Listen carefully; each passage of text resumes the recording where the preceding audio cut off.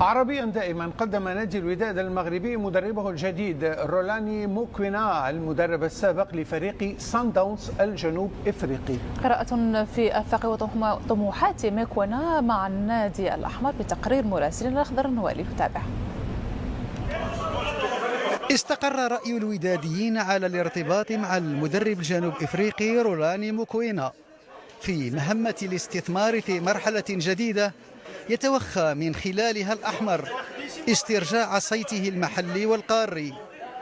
الرحلة مع المدرب الجديد لها مميزاتها التي تؤشر خيرا. اكتشفت بأن كلمة وداد تعني الحب والتقدير. كنت أشعر بهذا الحب من طرف المشجعين عندما كنت منافسا لهم، والآن أنا ممتن لأن الأمور قد تغيرت، فقد أصبحت أتلقى نفس الحب بانضمامي لهذه العائلة الرائعة. ستكون المهمة صعبة، ولكن أعتقد أن فعاليات الوداد تدرك أيضا مدى صعوبة هذه المهمة. العقد الذي سيربط النادي الأحمر مع رولاني موكوينا سيمتد إلى 3 مواسم وفق برنامج التزامات تتمحور حول إعادة الروح الصلبة للنادي. أريد الفوز في كل مباراة، أريد أيضا الفوز بكل الألقاب. في الرياضة لا يمكن الفوز بكل مباراة أو بكل لقب، لكن علينا المحاولة. هذا النادي مر بسنوات زاهية حيث فاز بجميع الألقاب بما فيها دوري أبطال إفريقيا.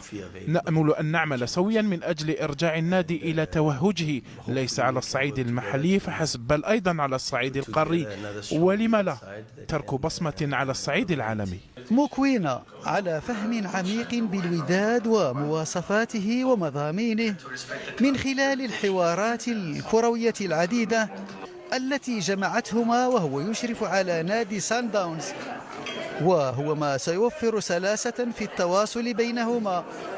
الوداد يريد استدراك الأمور عبر اعتماده على مدرب مغرم بالألقاب. الثقة بين الطرفين واضحة، والأهم صناعة منتوج جيد للثقة. الأخضر النوالي، بي إن سبورتس، الدار البيضاء. أعلن النادي الإفريقي التونسي تعيين المدرب الفرنسي دافيد بيتوني للإشراف على فريق كرة القدم